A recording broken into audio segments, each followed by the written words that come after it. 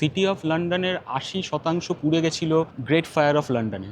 ১৬৬৬ সালের সেপ্টেম্বর আগুন লেগেছিল রাজার বেকারি থেকে, যেই বেকারিটা ছিল পুডিং লেনে।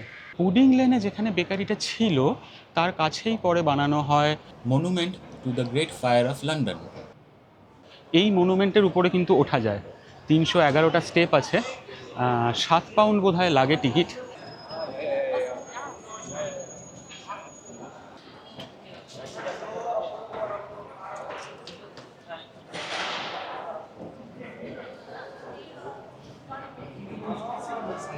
Hi there.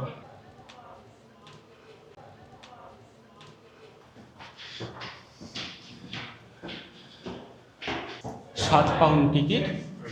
আমি হেঁটে ঘুরছি। তো সাধারণত এগুলো যেরকম হয় সেই আন্দাজে এটা বেশ কমফোর্টেবল, কারণ সিঁড়ি খুব খাড়া নয়, বেশ পাতলা সিঁড়ি এবং খুব সরুও নয়। সুতরাং এই টাইপের অনেক মনুমেন্টেই আমরা উঠেছি এবং এটা কিন্তু যথেষ্ট কমফোর্টেবল হলেও ৩১১টা সিঁড়ি খুব কম নয়, তাই হাঁপিয়ে যাওয়া স্বাভাবিক। আমরা উঠে গেছি পরে, এই যে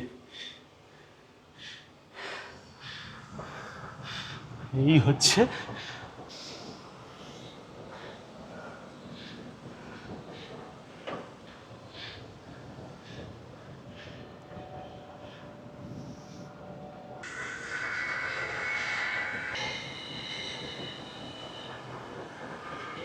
আমাদের শহীদ মিনারে ওঠা যেরকম বন্ধ করে দিয়েছে, কারণ ওখান থেকে নাকি কয়েকজন লাফ মেরে সুইসাইড করেছিলেন, তো সেই জন্য শহীদ মিনারে ওঠা বন্ধ করে দিয়েছে।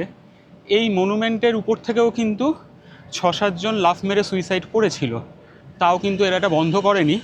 যেটা করেছে সেটা হচ্ছে এই যে আমার পিছনে যে পুরো তারের ফেন্সিং দেখা যাচ্ছে, এইটা লাগিয়ে দিয়েছে ওরা, যাতে কেউ এখান থেকে লাফ না দিতে পারে। তো আমাদের শহীদ মিনারেও কিন্তু এরকম কিছু করার একটা ভাবতে পারে ওরা। কিছু লোক লাফ দিচ্ছে, তাই জন্য বাকি সবাইকে এই এক্সপিরিয়েন্সটা থেকে বঞ্চিত করা আমার মনে হয় উচিত নয়। আমাদের মতন যারা এরকম উপর থেকে ভিউ নিতে পছন্দ করেন, যারা এরকম মনুমেন্টে হেঁটে উঠতে পছন্দ করেন, তাদের তো দারুণ লাভ হবে।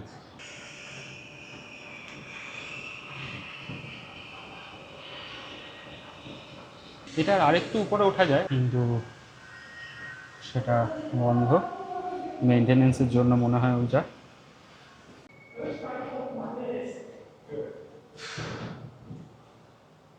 Oh my fucking gosh, it's fine. This is fine. Absolutely fine. This is absolutely fine. নিজেকে বোঝাতে বোঝাতে উঠছে একজন। This is fine. This is absolutely fine. Oh my lord. It looks rough. Sitting down. Oh my lord. Sweetheart. I'm very scared this time. Oh my gosh, it's fine. Sorry, এইরকমই হওয়া উচিত মনে হয়। হাইটে অসুবিধা আছে, কারণ আমার মনে হয় শুনতে পেলেন আপনারা, বলতে বলতে উঠছিল মেয়েটা যে আমি খুব ভয় পাচ্ছি, কিন্তু তবুও উঠছিল। একটা গল্প বলি। আমার ওয়াইফের অ্যাক্রোফোবিয়া আছে। অ্যাক্রোফোবিয়া মানে হচ্ছে হাইটের প্রবলেম, যেটাকে আমরা অনেকে ভার্টিগো বলি। ভার্টিগো আসলে সেই প্রবলেমটা নয়, ভার্টিগো হচ্ছে একটা সিমটম যেটাতে মাথা ঘোরে। অ্যাকচুয়াল যে প্রবলেমটা সেটাকে বলে অ্যাক্রোফোবিয়া, যেটার মানে হচ্ছে ফিয়ার অফ হাইট। এবার যাদের যেই ভয়টা থাকে তারা সেটাকে এড়িয়ে চলে, কিন্তু যদি সেই ফিয়ারটাকে কাটাতে হয় তাহলে এইসব ফোবিয়াগুলোকে কাটাতে হলে কিন্তু সেটাকে ফেস করতে হবে। সেটাকে ফেস না করলে কোনো দিনই সেটা কাটবে না। আমরা সেটা চেষ্টা করেছি। আমরা বিভিন্ন টাওয়ারে, আমরা বলা ভুল, ও একাই চেষ্টা করেছে, কারণ আমার যেহেতু এই প্রবলেমটা নেই। আমরা বিভিন্ন টাওয়ারে উঠেছি। প্রথম দিকে রীতিমতো হামাগুড়ি দিয়ে উঠতো, এই যে এইরকম সিঁড়িগুলো, দাঁড়াতে পারতো না। পাহাড়, ছোটোখাটো টিলা, সেখানেও উঠেছে, হামাগুড়ি দিয়েছে, কেঁদেছে, ভয় পেয়েছে কিন্তু তাও উঠেছে। পৃথিবীর সবথেকে লম্বা এককালীন যে স্লাইডটা, যেটা ওই অলিম্পিক স্টেডিয়াম লন্ডনে তার পাশে আছে, আর্সেলোমিট্টাল অরবিটাল, সেই স্লাইডটা নিয়ে প্রচুর কান্নাকাটি করেছে, নেমে আমার সঙ্গে ঝগড়া করেছে সেই ভয়টা কাটাতে অবভিয়াসলি, কিন্তু করেছে।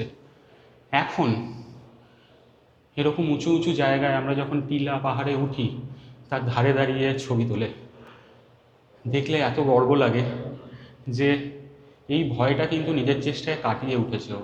এবং সেই পুরো প্রসেসটা দেখেছি, মনে হতো যে হাতে ধরে তুলি, হেল্প করিনি। চোখের সামনে দেখতাম যে হামাগুড়ি দিয়ে দিয়ে উঠছে, একটুও হেল্প করিনি, কারণ হেল্প করলে কিন্তু এটাও ওভারকাম করতে পারতো না। ওভারকাম করেছে, অ্যান্ড করার ইচ্ছে ছিল। মানে যাদের ওভারকাম করার ইচ্ছে নেই তারা অবশ্যই করবেন না, করতেই হবে এরকম কোনো ব্যাপার নেই। কিন্তু যদি এইরকম কোনো ফোবিয়াকে ওভারকাম করতে হয়, তাহলে সেটা ফেস করতে হবে, ভয় পেতে হবে, কাঁদতে হবে, কিন্তু একদিন না একদিন সেটা কিন্তু ওভারকাম করে ফেলবেন। এই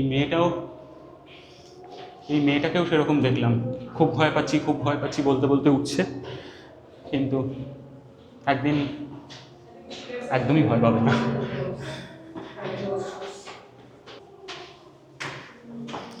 মহিলা গাইছে 100 মাইলস যাচ্ছে। Lorem 1, Lorem 2, Lorem 3, Lorem 4, Lorem 500 miles away from home.